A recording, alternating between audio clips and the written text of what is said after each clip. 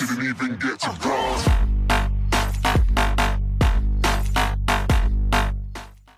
What's going on, guys? This is What's My Game, bringing to you part 2 of our walkthrough for the Bloodborne series we are doing. I'm so glad to have you. Thank you, everyone, for your support, and we're going to get right into it.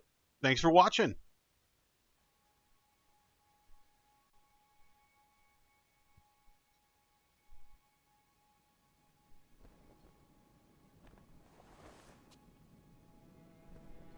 Basically, I just continuing off from part 1. I having a hard time beating that monster at the very beginning of the game, and I haven't found a weapon yet. So I need to find a weapon because fighting that monster, if you watch part 1, wasn't working out so well. So we've got to do something about that.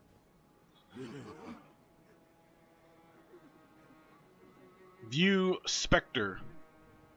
That guy died right there, evidently. So this, if you do this, this is taking you back into that room where that monster is, and there's no weapons in there. So I'm not going to do that.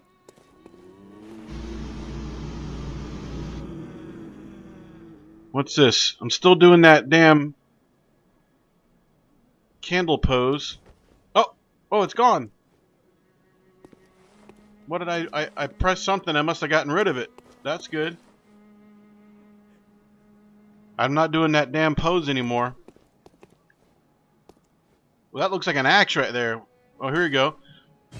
Oh, sweet. This is what we need. We need some weaponage. Okay, so we can pick one of these.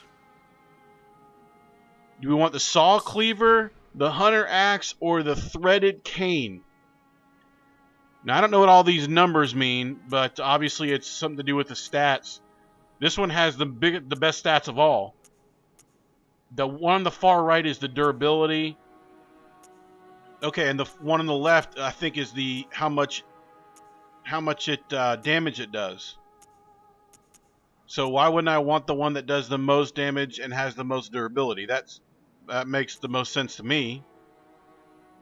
There's no other stats for all these other ones. Okay, physical attack is the highest with the axe, and the durability is the highest, so why not go with that? Well, I'm going to take that one. Yeah! Alright, now we got a firearm. Okay, now we're getting somewhere. We got our blunderbuss, which is the old school shotgun. Or the pistol. I'm going to take the pistol.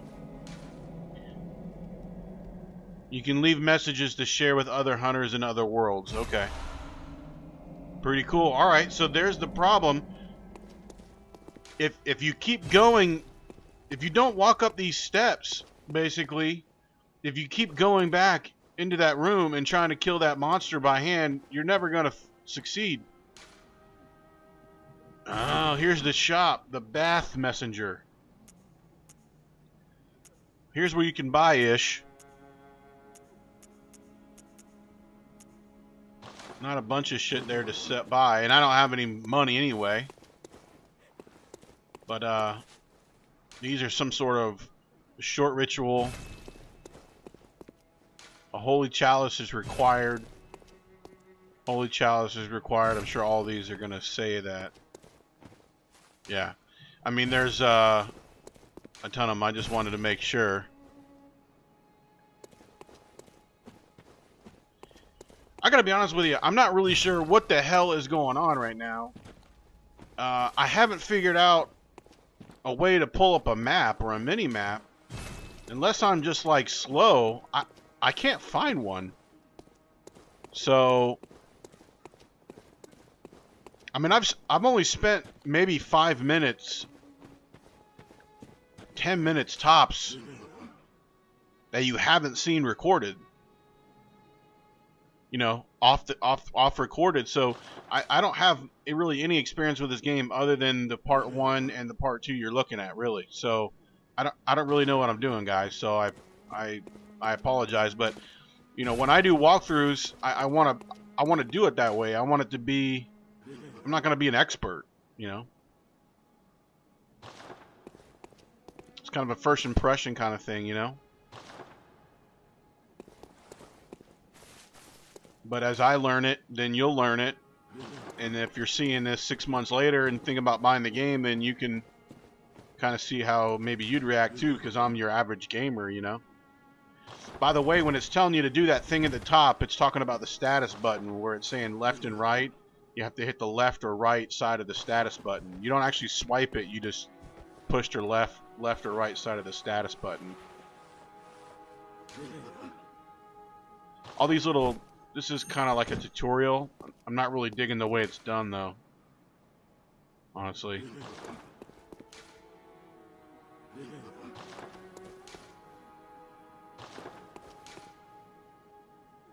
And you guys feel free to pause it, you know, if you want to see what those things say. You know, if you don't have this game and you want to just see what it's all about, you can pause it at any time. Everybody plays games at different speeds, you know. Yeah, look at that axe. That thing is big, dude. What a wax. Oh, you can transform that bitch. Look at that thing. Holy hell, that thing is massive. Oh, yeah. Oh, you can shorten it back down, and then you can get your gun out. That's pretty cool. I like it. I like it a lot. So I don't know what these other awakened things. One thing I was saying is I have no idea what the frick is going on. I mean, the story is really poor so far. I mean, I don't know if I'm supposed to read a bunch of other shit, if I'm supposed to know what the story is, you know, via osmosis. I don't know, but I don't know what the fuck's going on. Honestly, I have no idea. So, and that kind of irritates me because, you know, I'm just playing it, and I kind of like to have some backstory on my games. And here's the dreaded load times that we're talking about. This is real time, people. These load times are going to get gargantuan from what I understand. I'm not timing this, but it's pretty long. The game looks great so far. The graphics are pretty good. My internet speed is not awesome. I don't live in a metropolitan area. I live kind of out in the suburbs, and well, actually not even out in the suburbs, out in the woods. Blood Echoes retrieved. I think that's where you get a level up. I'm not 100% sure. What I was saying is my internet speed's not like, I mean, it's not slow, but it's not like really, really fast. So I'm just going to upload in 720p for right now. Because if I do 1080p, my upload times are ridiculous. And it doesn't look that much different, honestly, from most games that I found, so. But the graphics look pretty good.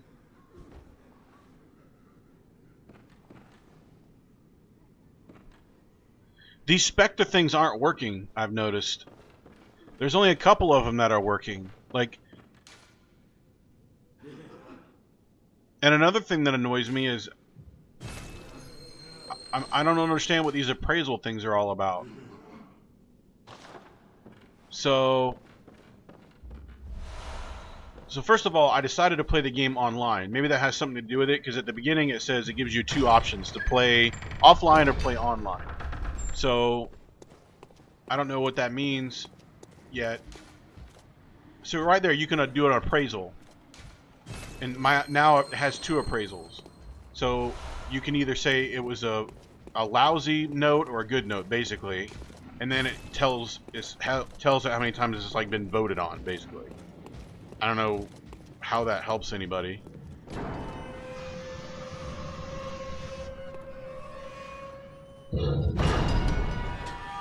Oh yeah. See, these Spectre things aren't working. Like, a hunter is never alone. Now it's got 6 votes, essentially. View Spectre. I tried to view it. Nothing happened. Like, sometimes before, it would show a little red guy, you know, before he, like, his death, right? It's not working. Beware of hunter. Oops. Ooh! Ooh, that fire really hurts. If you hit them quick enough after they've hurt you, you get some life back, which is pretty cool. Blood vial. Gotta have that.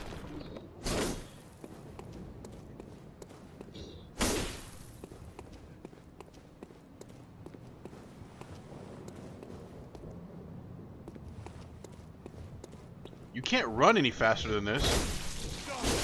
So it's kind of like a one-speed game.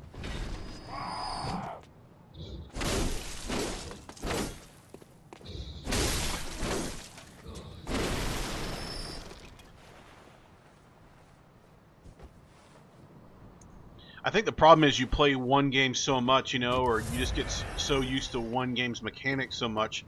Like, for instance, I've been playing a lot of Grand Theft Auto 5, and you just get so used to its mechanics, and then you play another game, and it might be totally different, and different is not always bad or good, but when you're so used to that, you know, it can change your expectations of something.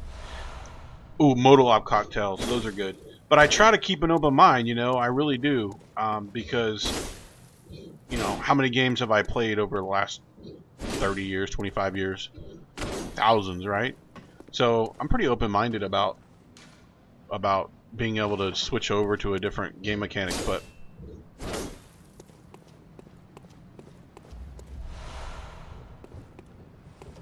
so far there's definitely some glitches, like those Spectre things not working, not cool. The fact that you can only run one speed, kind of not cool. That's how you get up there. Okay, alright. Let's climb this ladder.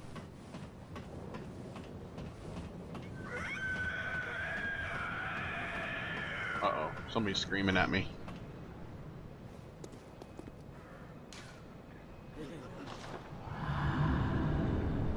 There sure is a lot of notes around, you know. It's like I keep wanting to break that stuff because I'm hoping that I'll get like a. The lamp now transports you back to the hunter's dream. Okay, so that's a save spot. So that's a good thing. So that I should be able to come back to this spot now. Because this game doesn't have the ability to save it wherever you want. So it's one of those type of games where if you die, you got to go back. So that's a save spot, like a camp. So I keep trying to, like, break stuff. Pebbles. Maybe you use those like to distract monsters. Oh, see, look, see, this Spectre is working. See that? Of course you see it. if you're watching it. But see, not a lot of those are working. I don't know how that helps you, but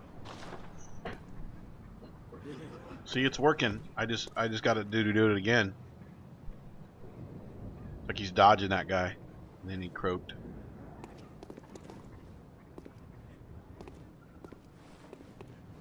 Look at that body. He's like attached to my foot. It's like a rag doll. So I keep hoping that if I break that stuff, so like an item will come out of it. That's why I keep doing